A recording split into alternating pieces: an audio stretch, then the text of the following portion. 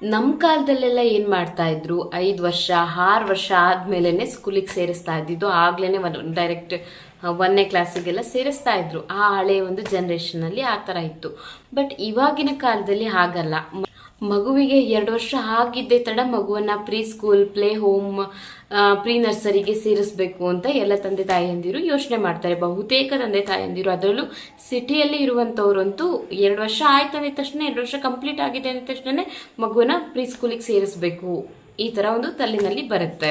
ಮೊದಲು ಒಂದು ಅರ್ಥ ಮಾಡ್ಕೋಬೇಕು, 2 ವರ್ಷ ಅಥವಾ 2.5 ವರ್ಷ ಆಗಿದ ತಕ್ಷಣ ನಾವು ಸ್ಕೂಲಿಗೆ ಸೇರಿಸ್ಲೇಬೇಕು, ಸೇರಿಸ್ತಿಲ್ಲ ಅಂದ್ರೆ ಆಗೋದೇ ಇಲ್ಲ, ಈ ತರ ಎಲ್ಲ ಏನೂ ಇಲ್ಲ.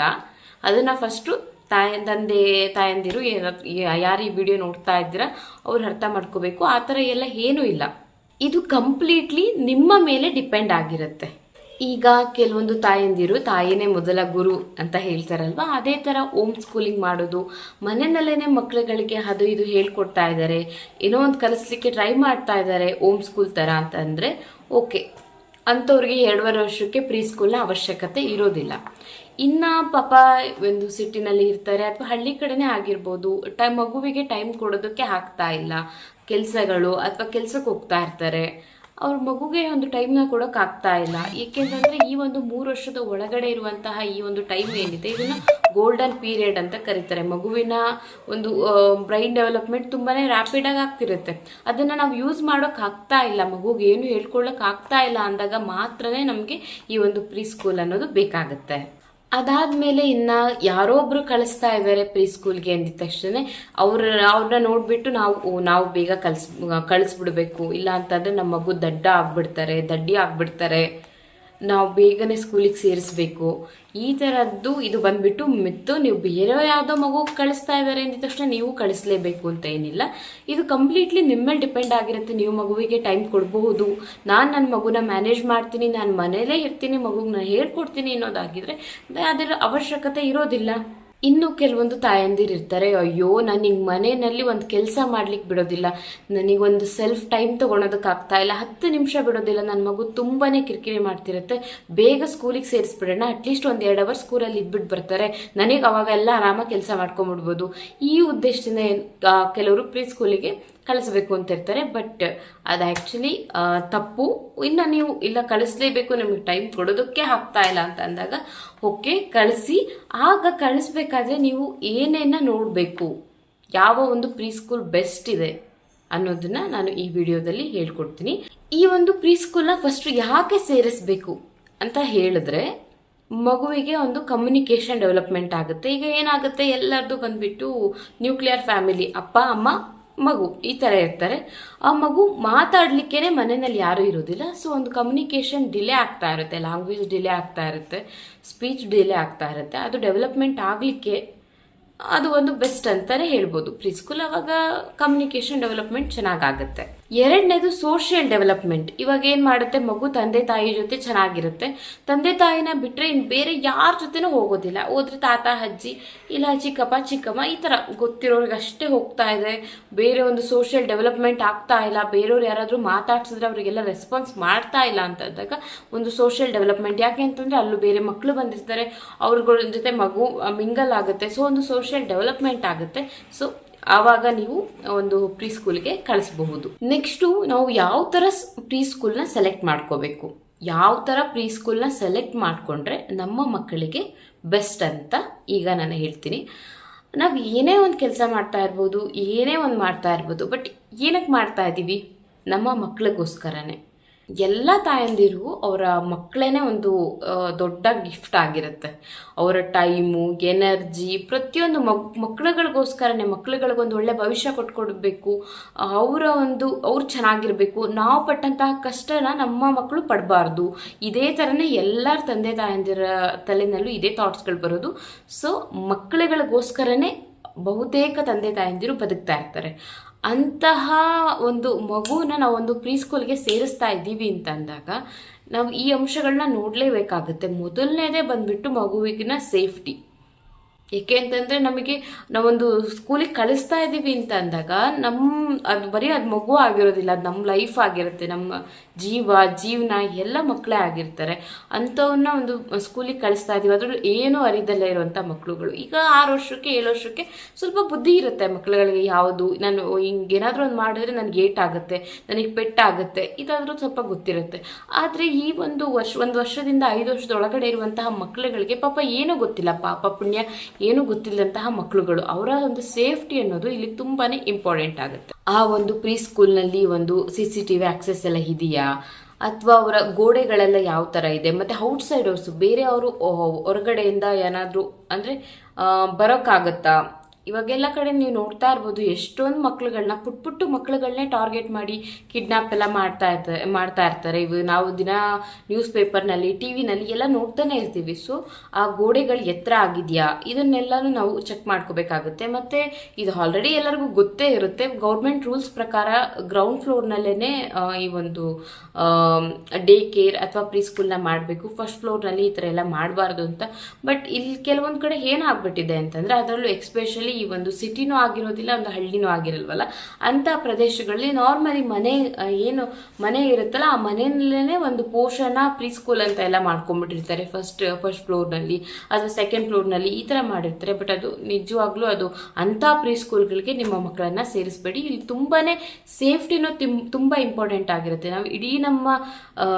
ನಾವು ಏನೇ ಮಾಡ್ತಾ ಇದ್ರು ಮಕ್ಕಳುಗಳಿಗೋಸ್ಕರ, ಮಕ್ಕಳ ಸೇಫ್ಟಿಗಿಂತ ದೊಡ್ಡದು ಯಾವ ತಂದೆ ತಾಯಿಗೂ ಬೇರೆ ಏನು ಇರೋದಿಲ್ಲ. ಸೊ ಅಲ್ಲಿ ಸೇಫ್ಟಿಯಾಗಿ ನಿಮ್ಮ ಮಗು ಇರುತ್ತಾ, ಒಂದು 2 ಅವರ್ಸೇ ಆಗಿರಲಿ, ಆ 2 ಅವರ್ಸ್ ಸೇಫ್ಟಿ ಇದೆಯಾ ಅನ್ನೋದನ್ನ ನೀವು ಫಸ್ಟ್ ಚೆಕ್ ಮಾಡ್ಕೊಳ್ಳಿ.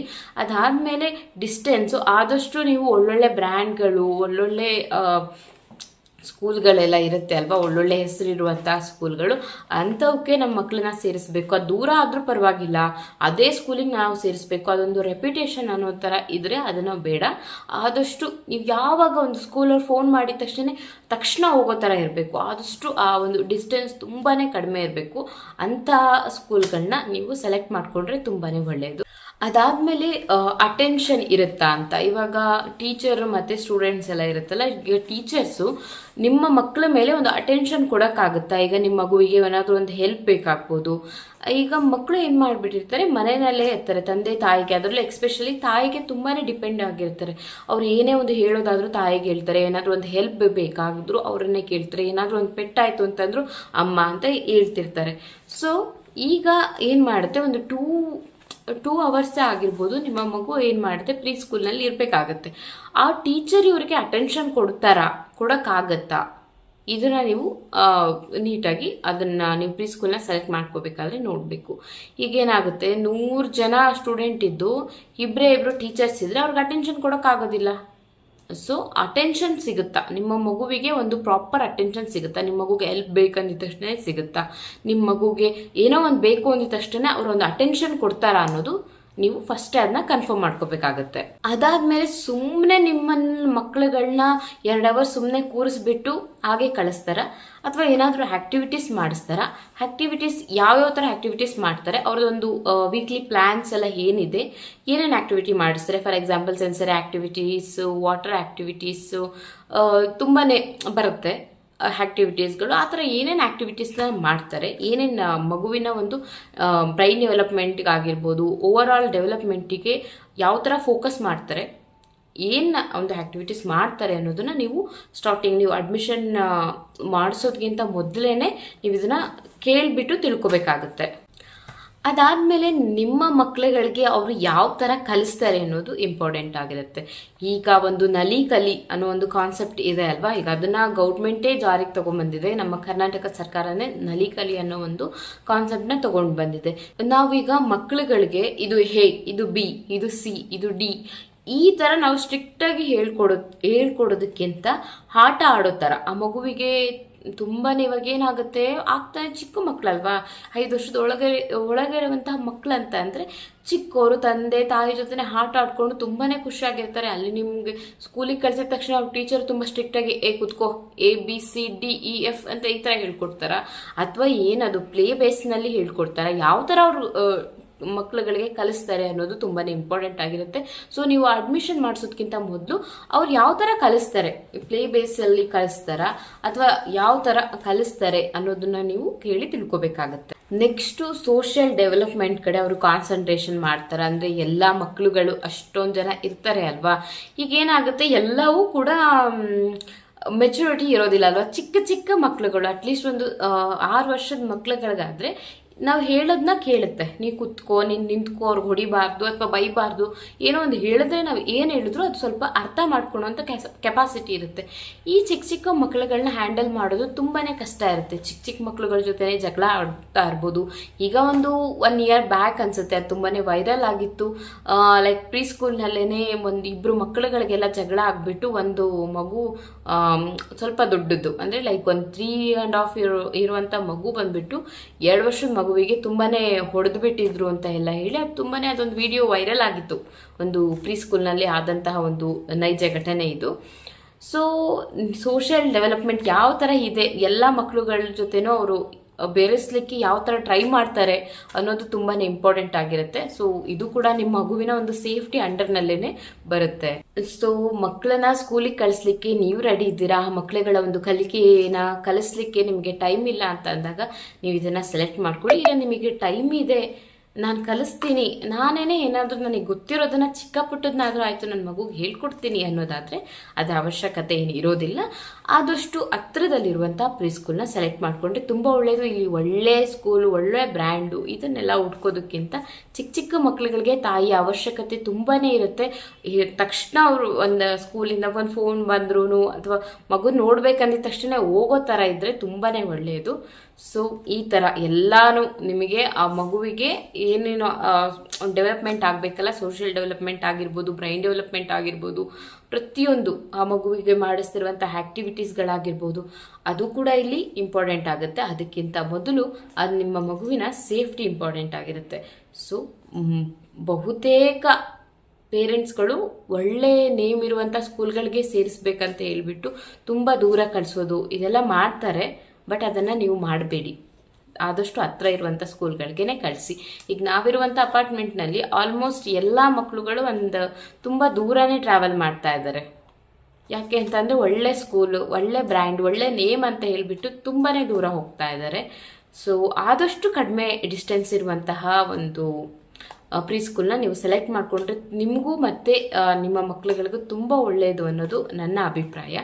ಸೊ ಇವತ್ತಿನ ಈ ವಿಡಿಯೋ ನಿಮ್ಮೆಲ್ಲರಿಗೂ ಇಷ್ಟ ಆಗಿದೆ ಅಂತ ಅಂದ್ಕೋತೀನಿ. ಈ ವಿಡಿಯೋ ಇಷ್ಟ ಆಗಿದರೆ ಈ ವಿಡಿಯೋಗೆ ಒಂದು ಲೈಕ್ನ ಕೊಡಿ. ಹೀಗೆ ಉಪಯುಕ್ತ ಮಾಹಿತಿಗಳಿಗೋಸ್ಕರ ನನ್ನ ಈ ಒಂದು ಯೂಟ್ಯೂಬ್ ಚಾನಲ್ನ ಈಗಲೇ ಸಬ್ಸ್ಕ್ರೈಬ್ ಮಾಡಿ. ಧನ್ಯವಾದಗಳು.